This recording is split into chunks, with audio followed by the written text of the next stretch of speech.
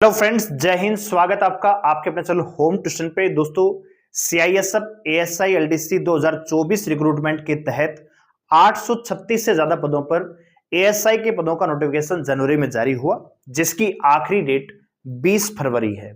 जो भी जवान जो सीआईएसएफ में काम करते हैं, चाहे वो कांस्टेबल के पद पे हैं, चाहे वो हेड कांस्टेबल के पद पे हैं, अगर उनकी 5 साल की सर्विस पूरी हो चुकी है तो इस फॉर्म को अप्लाई कर सकते हैं। और इस वैकेंसी का जो एग्जाम है मार्च या जो अप्रैल या मई में कंडक्ट करवाने की संभावना है। तो हम आपके लिए दोस्तों एक बैच लेके आए थे, पराक्रम बैच, जो कि 1100 रुपए का है, जिसकी कॉस्ट 1100 रुपए इसलिए है क्योंकि मेहनत थोड़ी सी ज्यादा है। मैथ रीजनिंग में आपको देने वाला हूं, साथ ही साथ इंग्लिश की भी आपको डेली वोकअप की छोटी छोटी क्लासेस हम आपको देंगे। लेकिन बैच है वो पूरी तरह से मैथ और रीजनिंग के लिए डेडिकेटेड रहेगा।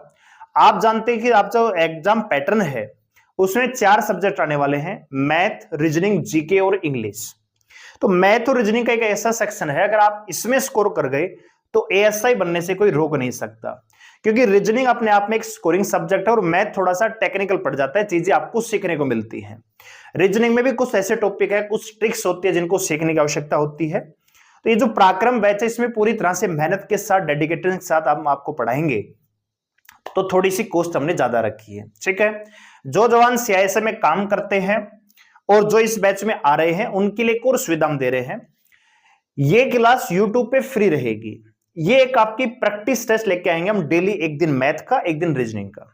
आप जानते हैं कि आपके एग्जाम में 50 क्वेश्चन मैथ के और 50 क्वेश्चन रीजनिंग के आएंगे, लेकिन अगर मैं यहां पे 50 क्वेश्चन करवाऊंगा तो थोड़ा सा वीडियो बहुत ज्यादा लंबा हो जाएगा, इतना टाइम आपके पास भी नहीं होता है। तो हम यहां पे क्या करेंगे, आज मैं कम सवाल लेके आया हूं। डेली बेसिस पे आपको कम से कम 25 और मैक्सिमम 30 या 35 सवालों की प्रैक्टिस आपको डेली बेस पे मिलेगी, एक दिन मैथ की, एक दिन रीजनिंग की। और ये क्लास दोस्तों मैं रिकॉर्ड फॉर्मेट में दे रहा हूं। आज 7 फरवरी है, कोई ये सोचे कि ये पुरानी वीडियो है। 7 फरवरी 2024 रिकॉर्ड फॉर्मेट में इसलिए दे रहा हूं कि बहुत सारे जवान होंगे जो ड्यूटी पे रहेंगे, जिनके पास टाइम की शॉर्टेज होगी। तो आप इस वीडियो को फास्ट फॉरवर्ड, आपका यहां पे जब आप स्पीड में जाएंगे तो ऑप्शन आता है कि कम करना है कि ज्यादा करना है, तो अपनी सुविधा के अकॉर्डिंग थोड़ी सी फास्ट मोड में करके देख सकते हो। लाइव क्लास में क्या होता है कि हो सकता है कि क्लास 1 घंटे की हो, सकता है क्लास 1.5 घंटे की हो, तो उसमें बहुत सारे जवान उस क्लास को अटेम्प्ट नहीं कर पाएंगे पूरी, तो कोई फायदा नहीं है। रिकॉर्ड क्लास को आप स्पीड में देख सकते हो, स्लो करके देख सकते हो, बार बार देख सकते हो। ठीक है, तो मैं आपको मैथ और रीजनिंग की डेली बेसिस पे रिकॉर्ड क्लास देने वाला हूं। एक दिन मैथ का मॉक टेस्ट आएगा, एक दिन रीजनिंग का मॉक टेस्ट आएगा। ठीक है, क्योंकि लाइव क्लास में होगा क्या कि कुछ जवान ये कहेंगे कि सुबह 7 बजे की लाइव क्लास कर दो, हमारी दिन में ड्यूटी रहती है। बहुत सारे जवान ये कहेंगे कि शाम को 4 बजे कर दो, तो अलग अलग नहीं हो पाएगा, सारे जवान एक साथ आ भी नहीं आ पाएंगे। तो हम आपको रिकॉर्ड दे रहे हैं। ठीक है, तो जिस भी जवान को आना है हमारे बैच में, तो हमारा जो ये आपको इंग्लिश की क्लास भी मिलेगी डेली 20-25, कम से कम आधे घंटे की क्लास मिलेगी, जिसमें आपको वोकब का पार्ट हम करवाएंगे, जिसमें एंटोनियन सिनोनिम्स करवाएंगे, वन वर्ड करवाएंगे, इडियम फ्रेज करवाएंगे। ठीक है, और कंप्रिहेंशन कभी क्लोज टेस्ट की प्रैक्टिस में लेके आऊंगा आपके लिए। इसके अलावा जो जवान यहाँ पे शामिल होना चाहते हैं, 1100 रुपए की फीस है हमारे पराक्रम बैच की। एप्लीकेशन का लिंक डिस्क्रिप्शन में जाके डाउनलोड कर लीजिए। पहले एप्लीकेशन को डाउनलोड कीजिए, फिर रजिस्टर कीजिए, फिर लॉगिन कीजिए। लॉगिन करेंगे, पेड कोर्स में जाएंगे, ऊपर स्लाइड करेंगे, पराक्रम बैच दिख जाएगा। 1100 रुपए फीस है, आप उसको बाय नाउ कर लीजिए। ठीक है, चलिए।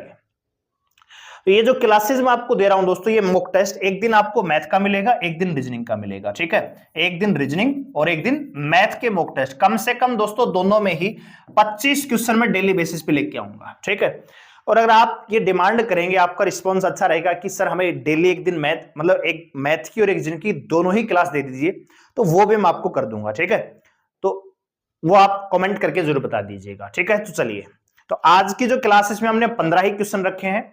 क्लास को शुरू से लेकर आखिरी तक देखना है, छोटी छोटी चीजें आपको सीखनी है। डेली आप इन क्लासेस को अटेम्प्ट करेंगे तो एक कॉन्फिडेंस डेवलप हो जाएगा कि हाँ, इस प्रकार का सवाल आप कैसे अप्रोच के साथ कैसे सोल्व कर सकते हो।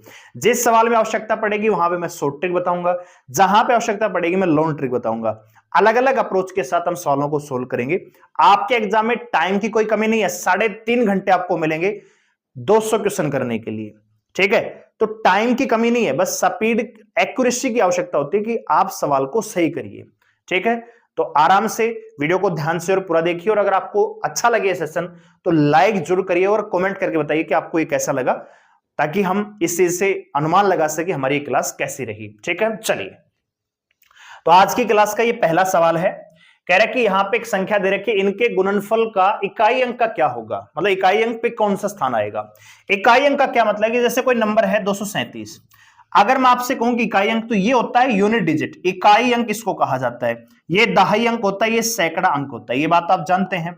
अब मान लीजिए कोई नंबर है, मैं कह रहा हूं कि जी 15 गुणा में 6, और मैं आपसे कहूं कि इकाई अंक क्या होगा, तो आप इनका मल्टीप्लाई करेंगे, 15 6 की 90। अब 90 में इकाई अंक क्या है जी 0, तो मैं 15 का गुणा 6 से क्यों करूं जी, मैं 5 का गुणा 6 से कर देता हूं, तो 5 गुणा में 6 करेंगे तब भी 30 आएगा, तो इसमें भी इकाई अंक क्या आएगा 0 आएगा। एक बात फिर देखिए, जैसे मान लीजिए कोई नंबर है जी 21 गुणा में मान लीजिए 12, अब इसमें मैं पूछूं कि आपका इकाई अंक क्या होगा, तो आप पहले मल्टीप्लाई करेंगे जी 12 एकम 12 और 12 का दुआ सलपाई 1, फिर 12 दूनी 24 और 1 25, 252 आएगा, है ना। यानी आपने पहले इसका प्रोडक्ट निकाला, फिर आप बता रहे हो कि इकाई अंक क्या आएगा जी 2 आएगा। लेकिन आप इसको डायरेक्ट भी तो सोच सकते हो, जब आपसे सवाल में पूछा ही इकाई अंक है तो केवल इकाई अंक ही कैलकुलेशन करिए। मैं यहां पे इसका इकाई अंक क्या है जी 1, इसका इकाई अंक क्या है 2, इन दोनों का मल्टीप्लाई कर देता हूं, तो 1 गुणा में 2 करेंगे तो इकाई अंक क्या आएगा 2 आएगा। प्रोडक्ट कुछ भी हो, प्रोडक्ट से कोई लेना देना नहीं है, हमें उस प्रोडक्ट के यूनिट डिजिट से लेना देना है, तो हम पूरे प्रोडक्ट को कैलकुलेट नहीं करेंगे, हम केवल इकाई अंक को ही कैलकुलेट करेंगे। ठीक है, तो यहां पे आप देखिए 9 का गुणा 2 से करेंगे तो 18 आएगा, क्या 18 में इकाई अंक क्या है दोस्तों 8 है। ठीक है, अच्छा फिर 8 का गुणा 3 से करेंगे, 8 तिया 24, तो आप मुझे बताइए 24 में इकाई अंक क्या है जी 4। अब 4 का गुणा 3 से करेंगे तो 4 तिये 12, और 12 का क्या आएगा जी 2 आएगा।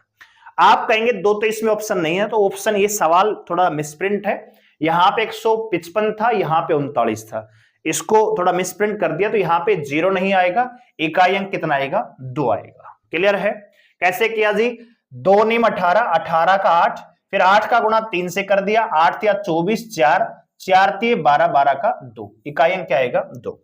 आप ऐसे भी सोच सकते हो, है ना, आंसर कभी नहीं बदलेगा। आप कहेंगे जी 9 गुणा में 2 कितना जी 18, 18 का 8, 3 तिया 9, इसका इकाई अंक 9 आया। अब 8 और 9 का गुणा करेंगे तब भी कितना आएगा 72, तो 2 ही आएगा। क्लियर होगी बात, तो आप जैसे आप सोच सकते हो, किन्हीं भी संख्याओं का गुणा कीजिए, कोई फर्क नहीं पड़ता है, इकाई अंक आपका क्या रहेगा सेम रहेगा। उम्मीद करता हूं समझ में आया होगा।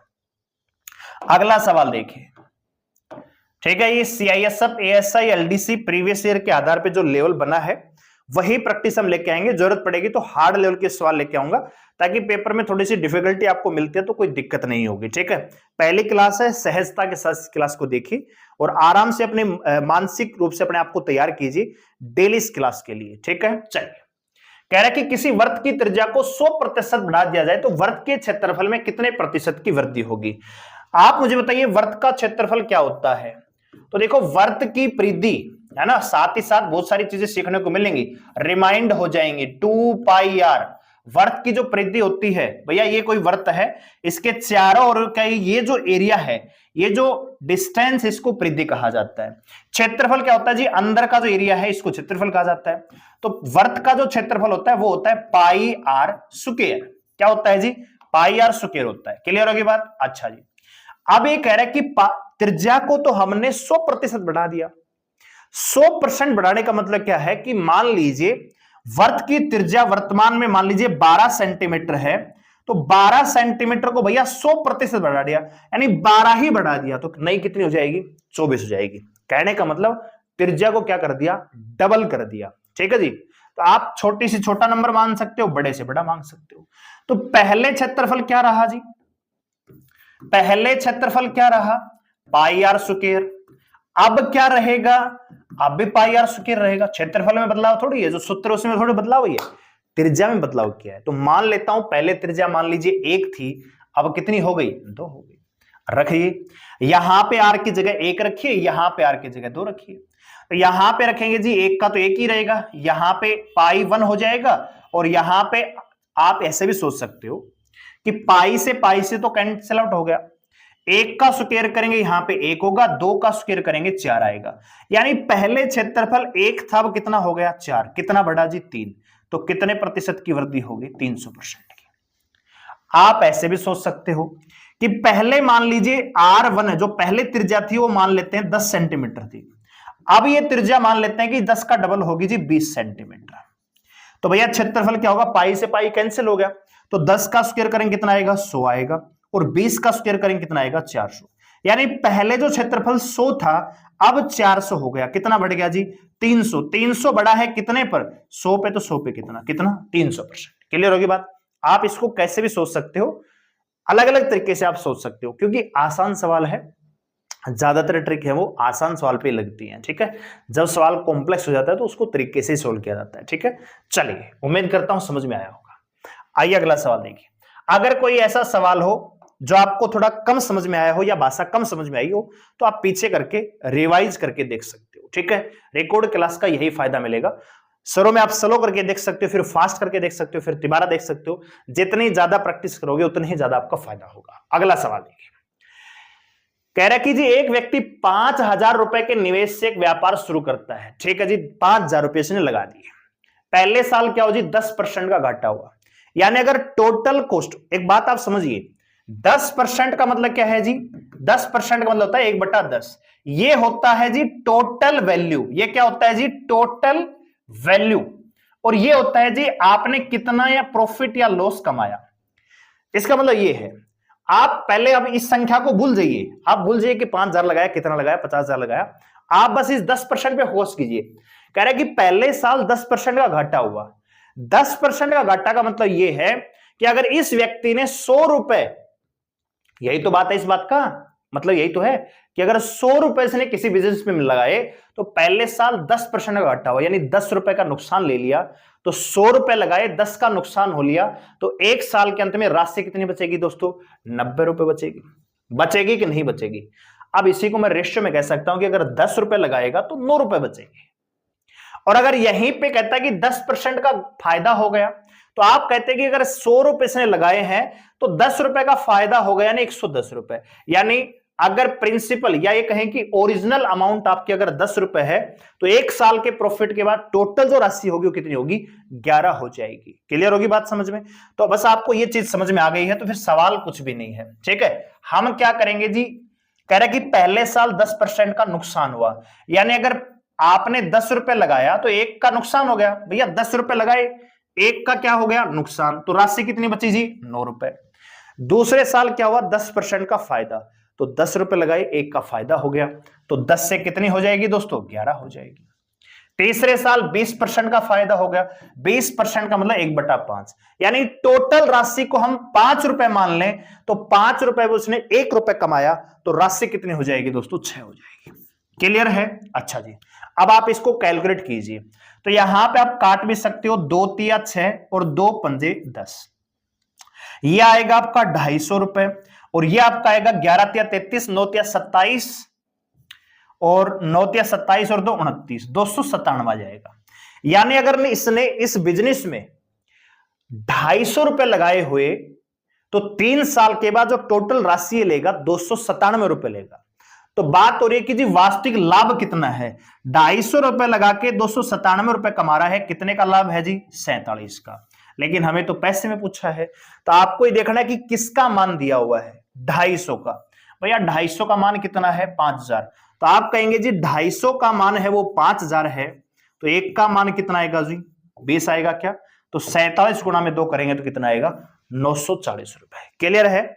मैंने डिटेल से समझाने की कोशिश की है ताकि इस प्रकार का सवाल, देखो ये संख्या 5,000 से 50,000 भी हो सकती है, 1 लाख भी हो सकती है, 20,000 भी हो सकती है, 25,000 भी हो सकती है, लेकिन ये जो कंसेप्ट है ना वो नहीं बदलता। तो आप ये मत समझना कि सवाल छोटा था या आसान सवाल था या लैंग्वेज सवाल थी, सवाल क्या आसान थी। आप ये समझिए कि कंसेप्ट क्या है। अगर कहे कि किसी शहर की जनसंख्या मान लीजिए वर्तमान में भैया 50,000 है, और पहले साल जनसंख्या 10% घट गई, अगले साल 10% बढ़ गई, तीसरे साल 20% बढ़ गई, तो 3 साल के बाद कुल मिला के कितनी जनसंख्या बढ़ी, तो इसी रेशियो से इसी कंसेप्ट पे सवाल आएगा। क्लियर है। कंसेप्ट को पकड़िए, खाली सवाल को मत देखिए। ठीक है, उम्मीद करता हूं समझ में आया होगा। आइए अगला सवाल। अगला सवाल यहां पे दिया हुआ है, कह रहा है कि दो संख्याओं का HCF 24 है, LCM 136 है, तो इन संख्याओं का गुणनफल क्या होगा? तो ये तो बहुत आसान सवाल, आप जानते हैं। एक छोटा सा कंसेप्ट होता है कि दो संख्याओं का जो मल्टीपल, पहली संख्या गुणा में दूसरी संख्या का मल्टीपल बराबर होता है उनके एलसीएम और एचसीएफ के बराबर। तो चाहो तो आप संख्याओं का गुणा कर दीजिए, चाहो तो आप एलसीएम एचसीएफ का गुणा कर दीजिए, दोनों बातें क्या होंगी? बराबर होंगी। तो संख्याओं का गुणनफल पूछा है दोस्तों, तो संख्याओं का गुणनफल वही होगा जो उनके एलसीएम और एचसीएफ का गुणा होगा। यानी सीधे तौर पे 136 गुणा में 24 काम आने वाला है। अब आप यहां पे देखिए 136 गुणा में 24 करेंगे तो देखो 4 छक्का 24, इकाई अंक क्या आएगा दोस्तों? 4 आएगा। तो इस हिसाब से ये तो ऑप्शन हट गए, अब आपके पास दो ऑप्शन बच गए। तो आप इसको कैसे कैलकुलेट करोगे? तो देखो एक चीज आप समझिए, 136 गुणा में 24 है, अगर आप इसको 20 प्लस में 4 कर लो, ठीक है, जो भी तरीका है आपके पास कैलकुलेशन का उसको अप्लाई कीजिए इस प्रकार के सवाल को बनाने के लिए। तो देखो 13 दूनी 26 और 6 दूनी 12, तो 100 यहां पे 13 दूनी 26 करेंगे तो 260 आएगा और 6 दूनी करेंगे तो 120 आएगा। पहले तो आप इनको करिए, तो यह कितना आएगा? लगभग 3600 के आसपास जाएगा। क्लियर है? या फिर आपके पास कोई और तरीका है कैलकुलेशन करने का तो वो भी आप अप्लाई कर सकते हो, नहीं है तो आप फिर सिंपल तरीके से जाएंगे। आप क्या करेंगे जी? 136 यहां पे लिखेंगे जी 24, ठीक है, 4 छक्का 24 हलपाई 2, 4 ते 12 तो 14 हलपाई 1, ठीक है, 4 एकम 4 और 1 5, यहां पे करेंगे 2 छक्के 12, 2 तिया 6 7 और 2 एकम 2, ठीक है, तो 4 6 2 3 3264 आ जाएगा। कितना आ जाएगा? 32। आप ऐसे भी कर सकते हो, ज्यादा टाइम नहीं लगता है, लेकिन अगर आपके पास कैलकुलेशन की थोड़ी बहुत ट्रिक है तो आप फिर उसका अप्लाई कीजिए। क्लियर है? तो राइट आंसर क्या आएगा? 3264 आएगा। सीधा सवाल था, आइए आगे देखते हैं। सेशन अगर आपको अच्छा लगे तो लाइक करके हौसला अफजाई जरूर करिए। एक निश्चित राशि 8% ब्याज की दर से 2 वर्ष में 5,832 रुपए जाती है, तो वह धनराशि क्या है? यहां भी दोस्तों सक्सेसफुल जो सक्सेसिव मेथड है वही काम आता है।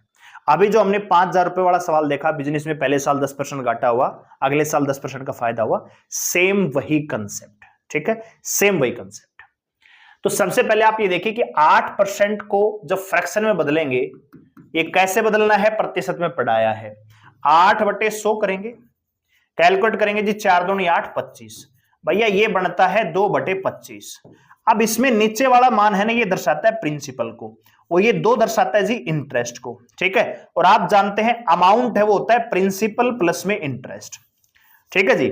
इसका मतलब यह है कि पहले साल अगर मैंने किसी को 25 रुपए उधार दिए तो 1 साल के बाद मेरे को 2 रुपए ब्याज के रूप में मिलेगा। ये प्रिंसिपल होगा और यहां पे अमाउंट होगा। क्या होगा जी? अमाउंट होगा। अगर किसी को मैंने 25 रुपए उधार दिए हैं और उसमें मेरे को 2 रुपए का लाभ मिल रहा है, 2 रुपए का ब्याज मिल रहा है, तो 1 साल के बाद मेरा अमाउंट कितना होगा? मिश्रधन क्या होगा? तो आप कहेंगे जी 27 रुपए होगा। हाँ कि ना? समय कितना है? 2 साल का। तो अगले साल भी यही चक्कर चलेगा कि अगर टोटल टोटल प्रिंसिपल आपका 25 रुपए है तो 1 साल के बाद फिर से कितना हो जाएगा? 27 रुपए। अब आप यहां पे क्या करेंगे? इनको मल्टीप्लाई करेंगे, 25 625 और ये आएगा जी 729 रुपए। क्लियर है? अब आपसे पूछा क्या है जी? वह राशि क्या होगी? प्रिंसिपल का मान पूछा है। ये प्रिंसिपल है दोस्तों, ये आपका अमाउंट है और इनके बीच का जो मान होगा वो ये कहलाएगा चक्रवृद्धि ब्याज। तो इसमें कुछ भी पूछेगा तो आप यहां से निकाल सकते हो। पूछा जाए कि भैया चक्रवृद्धि ब्याज ज्ञात कीजिए तो वो भी निकाल सकते हो, ठीक है। फिलहाल आपसे राशि पूछी है, राशि पूछे तो 729 अमाउंट का मान दे रखा है 5,832 रुपए और आपसे पूछा है कि भैया यहां पे प्रिंसिपल क्या होगा, तो 729 का मान है 5,832 रुपए। 1 यूनिट का मान कितना होगा? तो 8 से गुणा करेंगे तो आएगा ये, और 625 गुणा में 8 करेंगे, 625 गुणा में 8 तो देखो 25 चौक 100, 25 अंठे 200 तो ये हो गए और 6 अंठे 4800 ये हो गए। 4800 और 200 कितने हो गए दोस्तों? 5000। क्लियर है? उम्मीद करता हूं समझ में आया होगा। आइए आगे देखते हैं। इस प्रकार का सवाल भी आपके किताब, आपके जो परीक्षा है उसमें देखने को मिलता है, तो इसकी भी आप अच्छे से प्रैक्टिस करिए। कह रहे कि भैया 12 वस्तुओं का क्रय मूल्य 9 वस्तुओं के विक्रय मूल्य के बराबर है, मतलब 12 वस्तुएं उतने ही रुपए में आई जितने की 9 वस्तुएं हमने बेची। 100 रुपए है मेरे पास, 100 रुपए, ठीक है। 100 रुपए में मैं 12 वस्तु खरीद सका हूं और 100 रुपए कमाने के लिए मेरे को केवल 9 वस्तुएं ही बेचनी पड़ेंगी, यानी 3 वस्तुओं का जो मूल्य है वो मेरे पास प्रॉफिट के रूप में आएगा। मतलब आप ये समझिए कि जब क्रय मूल्य में ज्यादा वस्तुएं हो और विक्रय मूल्य में कम वस्तुएं हो, यानी एक समान मूल्य पे ज्यादा वस्तु खरीद पा रहे हो, कम वस्तु बेच पा रहे हो, ऐसे केस में हमेशा प्रॉफिट होता है। क्लियर है? नहीं समझ में आया तो आप इसको तरीके से कर सकते हो। कह रहा है कि 12 वस्तुओं का क्रय मूल्य, भैया 12 का क्रय मूल्य का मतलब सीपी बराबर है 9 का सेलिंग प्राइस एसपी। भैया सीपी अपॉन एसपी इधर आएगा तो इधर तो 9 है ही, बटे में क्या जाएगा 12। आप काट भी कर सकते हो, नहीं काटो तो कोई दिक्कत नहीं है। कह रहा है कि क्रय मूल्य का मान कितना है 9 रुपए, विक्रय मूल्य का मान कितना है 12 रुपए, यानी कोई वस्तु आपने 9 में खरीदी 12 में बेची, कितने का लाभ कमाया जी 3 का। 3 का लाभ, भैया लाभ या हानि हमेशा क्रय मूल्य पे होता है, तो क्रय मूल्य कितना है जी 9 रुपए, तो 3 का लाभ 9 पे तो 100 पे कितना। अब यहां पे कैलकुलेट करेंगे 1/3 और 1/3 का मान जानते हैं 33, 1/3% है 33.3%। क्लियर है? तो प्रॉफिट कितना होगा जी 33.3%। अगला सवाल देखिए,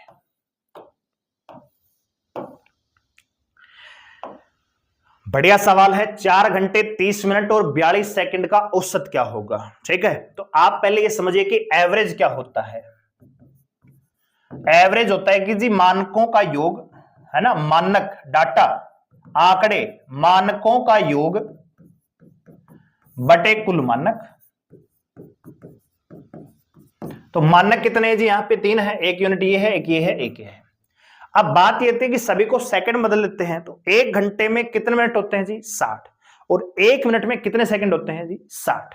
तो पहला काम आपको ये करना है, 4 घंटे को मिनट में चेंज करेंगे तो 60 से गुणा करेंगे, ये मिनट बन जाएगा।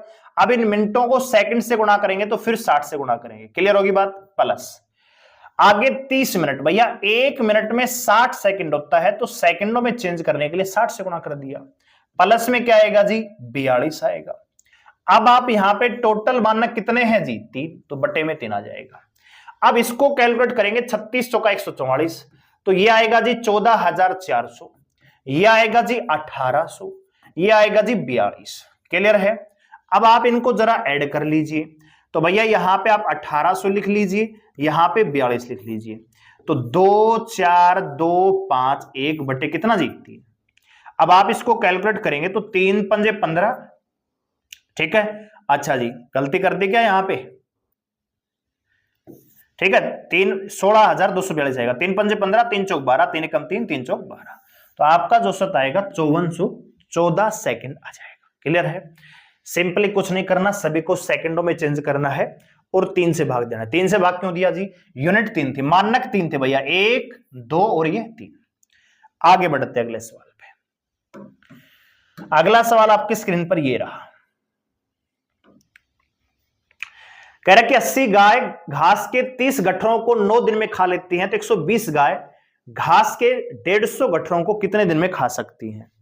तो आप एक सूत्र जानते होंगे, नहीं जानते तो मैं बता रहा हूं।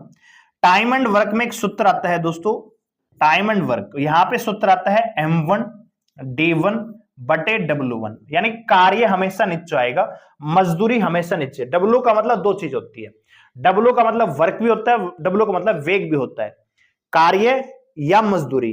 ठीक है, तो कार्य या मजदूरी हमेशा नीचे आएगा। M1 D1, पहले आदमी कितने थे, कितने दिन में कितना काम किया, पहले कितने आदमी थे, कितने दिन में कितनी मजदूरी कमाई, है ना, इसका मतलब ये है।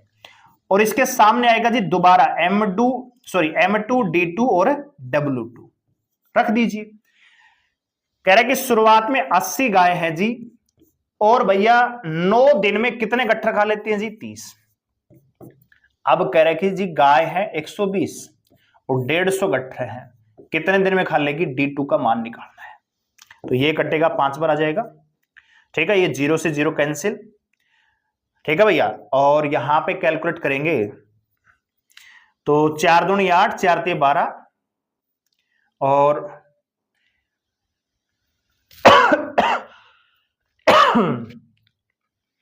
ठीक है, इनका गुणा करेंगे, इनसे भाग देंगे, तो 3 तिया 9 आएगा, तो 2 तिया 6 पंजे 30 दिन, तो कितना आएगा दोस्तों 30 दिन इस सवाल का राइट आंसर आ जाएगा। क्लियर है? अगला सवाल देखिए, अगला सवाल भी काफी सिंपल है, ठीक है, कैलकुलेटिव ये सवाल होते हैं, इस प्रकार का भी सवाल आपको देखने को मिल सकता है। तो यहां पे आप एक चीज समझिए कि 1642 गुणा में 1642, 442 गुणा में 442, तो आपको ये ऊपर क्या नजर आ रहा है, ये नजर आ रहा है जी ए स्क्वायर माइनस बी स्क्वायर, ये होता है जी ए माइनस बी और ए प्लस बी। तो आप जानते हैं जब इसको माइनस करेंगे, माइनस का मतलब है कि एक बार तो आएगा 1642 माइनस 442 और एक बार आएगा जी 1642 प्लस में 442, ठीक है, और बटे क्या है जी 1642 माइनस 442, तो माइनस वाला तो कैंसिल आउट हो जाएगा, बचेगा क्या जी प्लस का, तो प्लस करेंगे तो कितना आएगा जी 2084, सवाल का राइट आंसर हो जाएगा। अगला सवाल देखिए, अगला सवाल पार्टनरशिप का है, साझेदारी का है।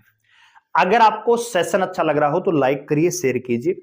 हो सकता है कि शुरुआत में जब आप पहली बार मेरे से जुड़ रहे होंगे तो पढ़ाने का तरीका थोड़ा सा स्लो लग रहा होगा या अलग लग रहा होगा, हर टीचर का पढ़ाने का तरीका अलग अलग है, लेकिन जब आप मेरे साथ लगातार जुड़ेंगे 4-5 दिन तो आपको हैबिट हो जाएगी और पढ़ाया हुआ भी अच्छा समझ में आएगा और भाषा भी समझ में आएगी और आपका कॉन्फिडेंस भी डेवलप होगा, ठीक है, और सवाल भी हम लेवल के साथ साथ बढ़ाते चले जाएंगे। यहां पे कह रहा है कि एबीसी अलग अलग एक व्यापार है, उसमें अलग अलग पैसा निवेश करते हैं, साल के अंत में 1800 रुपए का लाभ प्राप्त करते हैं। तो एक चीज समझिए कि जब भी कोई बिजनेस स्टार्ट होता है तो प्रॉफिट हमेशा 12 महीने का काउंट होता है। कितने का जी 12 महीने का, तो सभी का ही 12 महीने का है। मैं आपको थोड़ा सा डिटेल से बताना चाहूंगा कि भैया 3 आदमी हैं, ए बी सी। ए ने लगाए हैं 3800 रुपए, बी ने लगाए हैं जी 4000 रुपए और सी ने लगाए हैं जी 4200 रुपए। सभी का ही 12 महीने के बाद ही प्रॉफिट काउंट होगा, तो सभी को 12 से गुणा कर देते हैं। अब जो सभी को ही 12 से गुणा कर रहे तो 12 तो अपने आप में क्या है, कॉमन है, इसको तो निकाल दीजिए। अब आप देखोगे 00 से 00 ये भी कैंसिल होगी, यहां से कैलकुलेट करेंगे 2 से काटेंगे 19, यहां से कटेगा 20, यहां से कटेगा 21, तो ये इनके क्या आ गया जी, प्रॉफिट का रेशियो आ गया, ये लाभ का अनुपात आ गया कि एक को 19 रुपए का लाभ होगा, बी को 20 रुपए, सी को 21 रुपए। टोटल लाभ कितना है जी यहाँ पे 60 रुपए, तो 60 यूनिट का मान प्रॉफिट लॉस मतलब टोटल प्रॉफिट कितना है जी 1800। 60 यूनिट का मान 1800 है, एक का मान कितना आएगा जी 30 रुपए, और आपसे पूछा है कि बी को कितना मिला, तो 20 गुणा में 30 करेंगे कितना आएगा जी 600। तो हम कह सकते हैं कि बी को कितना लाभ मिला होगा, 600 रुपए का लाभ मिला होगा। क्लियर है, उम्मीद कर रहा हूं कि समझ में आ रहा होगा, ठीक है। तो आप इसको ध्यान से देखते रहिए इस क्लास को, और अगर कोई जवान हमारे साथ जुड़ के तैयारी करना चाहता है तो आप हमारे पेड कोर्स में आ सकते हैं, पराक्रम बैच। उसके लिए हमारी एप्लीकेशन को डाउनलोड करें, जिसका लिंक डिस्क्रिप्शन में दिया हुआ है। एप्लीकेशन को डाउनलोड करके रजिस्टर करना है, लॉगिन करना है और आपको जाना है पराक्रम बैच में। उसको बाय नाउ कर लीजिए। डेली एक दिन मैथ, एक दिन रीजनिंग का मॉक टेस्ट यूट्यूब पे मिलेगा।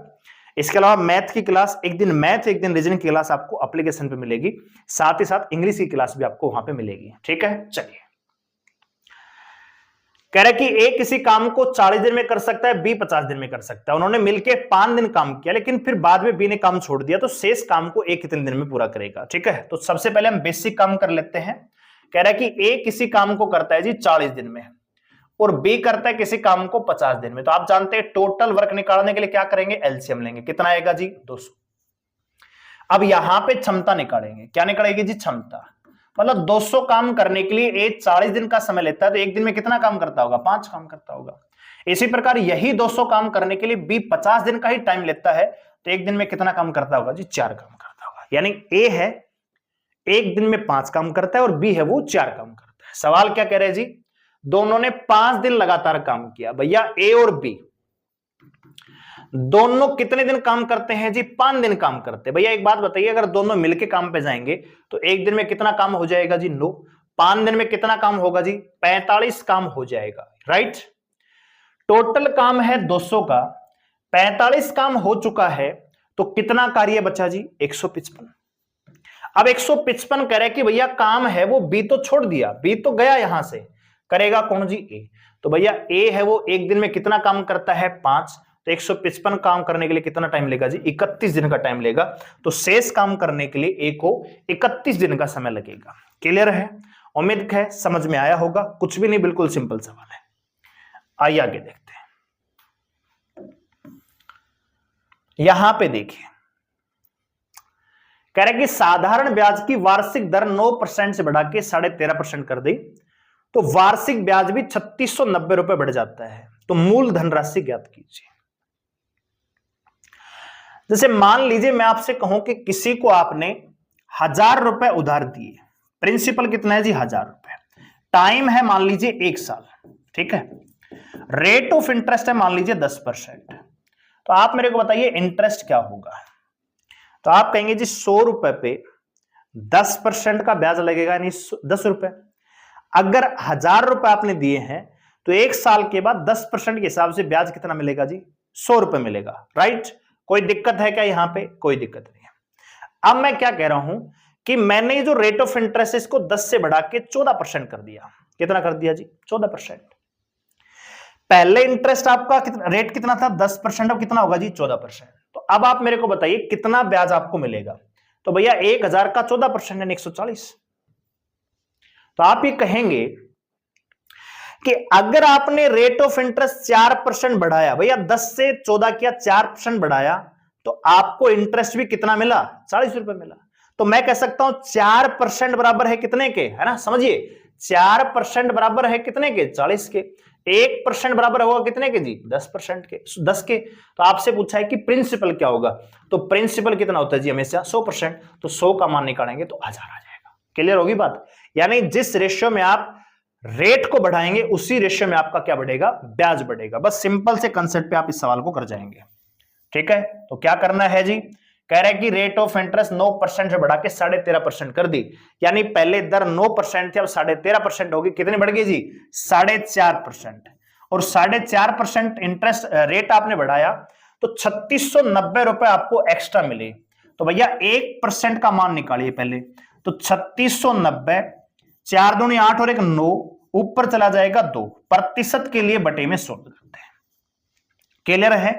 अब आपसे पूछा है प्रिंसिपल क्या होगा, तो प्रिंसिपल तो अपने आप में 100% होता है, यानी 100 से गुणा करेंगे इसको। अब आप 100 से गुणा करेंगे तो ये तो कैंसिल आउट हो जाएगा। यहां पे करेंगे 9 चौक 36, 9 एकम 9 0, 41 दूनी 82, ठीक है। तो परसेंट देखो, हमने अभी 100 का मान निकाला, परसेंट निकालेंगे तो एक और 100 रहेगा।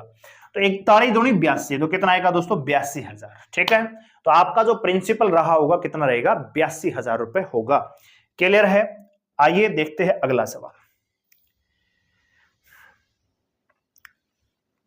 समझ में आ रहा हो, अच्छा लग रहा हो तो सेशन को लाइक करिए, शेयर कीजिए। और जितने भी सीआईएसएफ, देखो एक चीज आप समझिए, एक सवाल, ये जो एएसआई एलडीसी का हमारा बैच है इसमें वही जवान एनरोल होंगे जो सीआईएसएफ में काम करते हैं, ठीक है। तो आप जो जवान इस वीडियो को देख रहे हैं या देखेंगे बाद में, आपसे आग्रह है, एक विनती है कि अगर कोई जवान आपका जो तैयारी कर रहा है एएसआई एलडीसी की आपके साथ ही, तो आप उनको ये वीडियो रिकमेंड कर सकते हो या आप उनको हमारा बैच रिकमेंड कर सकते हो, ताकि ज्यादा से ज्यादा हमारे साथ जुड़ सकें और हम उतने ही मोटिवेट तरीके से आपको पढ़ा सकें, ठीक है। क्योंकि सीआईएसएफ में डिपार्टमेंट में तो हमारा कोई जानकार इतना है नहीं कि भैया मैं जाके वहां पे प्रचार कर दूंगा। आपको ही सहयोग करना पड़ेगा, कोऑपरेट करना पड़ेगा, ठीक है। तो आपसे बस रिक्वेस्ट है कि आप जो आपका साथी है अगर कोई तैयारी कर रहा है तो आप उसको रिकमेंड जरूर कीजिए। बस आपको आप उनको ये बता दीजिए कि भैया ये चैनल है, इससे मैं यहाँ तैयारी कर रहा हूं मैथ रीजनिंग की, बाकी उन पे छोड़ दीजिए। अगर उनको अच्छा लगेगा तो बाय नाउ कर लेंगे, नहीं लगेगा तो कोई दिक्कत वाली बात नहीं है, ठीक है। बस आप सहयोग कीजिए थोड़ा सा शेयर करने में। अगला सवाल देखिए क्या है। वह छोटी से छोटी संख्या कौन सी, यानी इनमें से कोई एक संख्या है जिसको इसमें जोड़ देंगे तो ये संख्या जो प्राप्त होगी वो 10, 5, 4, 2 से पूर्णतः विभाज्य हो जाएगी। पहला तरीका क्या है जी? जब आपको पता है ऑप्शन बिल्कुल छोटे छोटे दिए हैं तो आप इनको जोड़ ही दीजिए, है ना।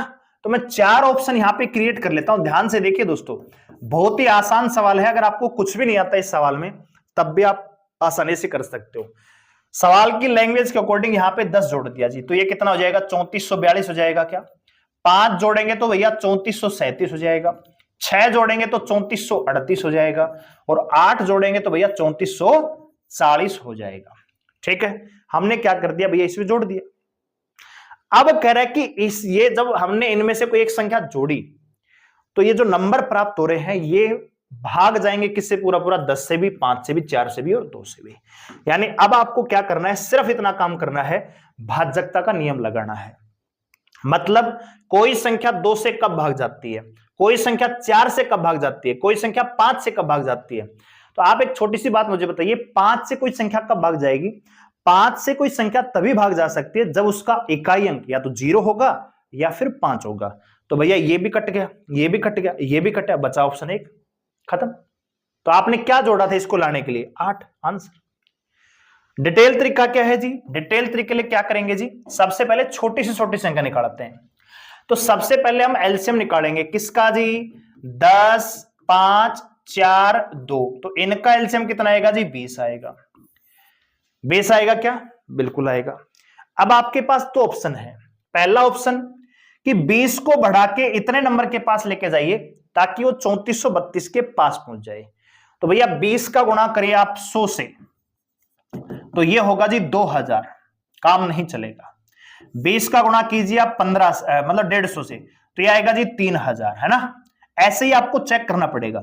आप 17 से गुणा कीजिए, तो 17 दूनी 3400, है ना? अगर आप 170 से गुणा करेंगे तो 3400 आ जाएगा। 18 से गुणा करेंगे तो बड़ा चला जाएगा, यानी जो संख्या होगी 170 और 180 के बीच के होगी। तो हम क्या करते हैं, यहां पे क्या करते हैं भैया, आप आप गुणा कर लीजिए, 175 का गुणा कर लीजिए, तो 20 पंजे 100 और 17 दूनी 34, 3500 चला जाएगा। नहीं भैया ये भी नहीं होगा, ठीक है? तो आपको क्या करना होगा, अब आप जरा चेक कीजिए, 173 चेक कीजिए, तो 2 तिया 6, नहीं। आप 172 चेक कीजिए, तो अगर मैं 172 का गुणा करूंगा तो देखो 2 दूनी 4 और 17 दूनी 34, 3440। तो 3440 वो नंबर होगा जो इनसे पूरा पूरा भाग जाएगा। तो भैया 3432 को 3440 बनाने के लिए कितने से मतलब कितना जोड़ना पड़ेगा? 8 जोड़ना पड़ेगा। एक तो ये तरीका ये है डिटेल तरीका, ये नहीं करना दोस्तों।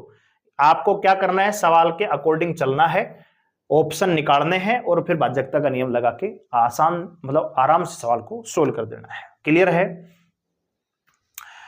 डिटेल तरीका ये है। एक और भी तरीका है कि भैया आप ये समझ लीजिए कि इसके नजदीक कौन सी संख्या है, या इसी को ले लीजिए, 3432 ले लीजिए, इसमें आप भाग देंगे 20 का।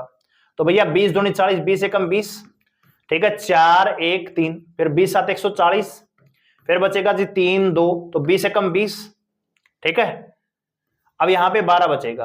अब आप 20 और 12 का अंतर देखें कितना आएगा दोस्तों? 8, ठीक है? 8 आपको इसमें ऐड करना पड़ेगा। क्लियर होगी बात? तो बहुत सारे तरीके हैं, लेकिन जो सबसे आसान था वो मैंने आपको बता दिया दोस्तों। अगला सवाल देखिए, बहुत ही बढ़िया लेवल का सवाल है, दिखने में आसान है लेकिन बहुत सारे बच्चे यहां पे मिस्टेक कर सकते हैं। यहां पे 2 की पावर 49 है, ये 2 की पावर 25 है, ये 2 है और 2 की पावर 30 है। कह रहा है कि 2 की पावर 50 है, इसका अब आधा करोगे तो क्या होगा? बहुत सारे जवान यहां पे गलती करेंगे, 2 की पावर 25 कर देंगे। भैया इसका आधा 2 की पावर 25 होगा? नहीं, इसके आधे का मतलब है कि इसको 2 से भाग दीजिए। अब आपने एक सूत्र पढ़ा होगा, a की पावर m भाग में a की पावर n, जब बेस बराबर हो, पावर क्या होती है आप मुझे कमेंट करके बताइएगा। यहां पे 2 की पावर 50 है, बटे का मतलब भागित होता है, और यहां पे 2 की पावर 1 है। तो भैया जब बेस समान होता है तो पावर घट जाती है। जब आप 1 की पावर m गुणा में 1 की पावर n, बेस समान हो, मल्टीप्लाई हो, तो पावर जुड़ जाती है, ठीक है? अगर मैं कहूं कि भैया 2 की पावर 7 गुणा में 2 की पावर 2, तो बेस समान है तो पावर जुड़ जाएगी, ये 2 की पावर 9 हो जाएगा, है ना? अगर ये डिवाइड में है तो घट जाएगी। तो क्या करना है, 2 की पावर 50 में से 2 की पावर 1 घटाएंगे तो 2 की पावर 49 इस सवाल का राइट होगा, ऑप्शन नंबर ए, ना कि बी, ठीक है? और ये है दोस्तों अगला सवाल, 6a बराबर 4b बराबर है 9c के। तो एबीसी का मान बताइए, रेशियो आपको निकालना है। तो ऐसे सवाल में करना क्या है कि जब आपको जिसका भी मान निकालना हो उसके अलावा बाकी को गुणा कर दीजिए। कैसे? मैं चाह रहा हूं कि जी ए का मान निकालूं, तो ए का मान निकालने के लिए ए को कवर कर लीजिए, कर दिया। अब ये जो बाकी बचे इनका गुणा कर दीजिए, 4 9 36, इसके नीचे लिख दीजिए बस। बी का निकालना है तो बी को ढक लीजिए, बाकी का गुणा कर दीजिए, तो भैया 9 6 की 54। सी का निकालना है, सी को भूल जाइए, इनका गुणा कर दीजिए, 6 चौक 24। और अब आप इनको सोल्व कर दीजिए, तो ये कितने से कटेगा जरा मुझे बताइए? 9 से कट जाएगा क्या? 9 से नहीं कटेगा, ठीक है? अच्छा जी, बी का मान चेक करेंगे तो 6 नीम 54 आएगा, है ना? अच्छा जी, तो देखो 6 छंग 36, 6 नीम 54 और 6 चौक 24, 6 से डिवाइड कर दिया तो रेशियो आ गया 6-9-4, 6-9-4, ऑप्शन नंबर डी। क्लियर है दोस्तों? तो ये था हमारा आज का ये मॉक टेस्ट मैथ के लिए। ठीक है, 15-16 सवाल हमने किए हैं। जो जवान हमारे साथ जुड़ के तैयारी करना चाहते हैं, डिटेल कंसेप्ट, धीरे धीरे बैच आगे बढ़ेगा, धीरे धीरे मॉक टेस्ट लेके आते रहेंगे लगातार, तो जो आप क्लास में सीखोगे वो अप्लाई कर पाओगे सवालों में डायरेक्ट, और चीजें आपको समझ में आना स्टार्ट हो जाएंगी। तो पराक्रम बैच में जरूर आइए। ठीक है, इसके अलावा डेली आपको इंग्लिश की क्लास भी मिलेगी और मैथ और रीजनिंग का मॉक टेस्ट हम शुरू कर चुके हैं आज से। तो अगर आप सीआईएसएफ, एएसआई, एलडीसी की तैयारी कर रहे हैं और केवल प्रैक्टिस चाहते हैं तो YouTube चैनल को सब्सक्राइब कर लीजिए, क्योंकि पूरे YouTube पे अकेले हम आपको तैयारी करवाएंगे। मैथ और रीजनिंग में एक भी सवाल बाहर नहीं जाने देंगे। ठीक है, ये वादा है आपसे। बहुत सारी प्रैक्टिस, बहुत सारा कंटेंट आपको करवाने वाले हैं। ठीक है, YouTube पे प्रैक्टिस, और जो बच्चा पढ़ना चाहता है कंसेप्ट के साथ प्रैक्टिस, एप्लीकेशन में भी जो टॉपिक करवाएंगे, टॉपिक की भी बहुत सारी प्रैक्टिस हम करवाएंगे। तो उसके लिए आपको एप्लीकेशन डाउनलोड करना होगा, जिसका लिंक डिस्क्रिप्शन में है। डाउनलोड कीजिए और रजिस्टर करके लॉगिन करना है, और फिर आपको पेड कोर्स में जाके पराक्रम बैच मिलेगा, उसका बाय नाउ कर सकते हो। ठीक है, तो सेशन अच्छा लगा है तो लाइक कीजिए, शेयर कीजिए और कमेंट करके बताइए कि आपको ये सेशन कैसा लगा। धन्यवाद, जय हिंद।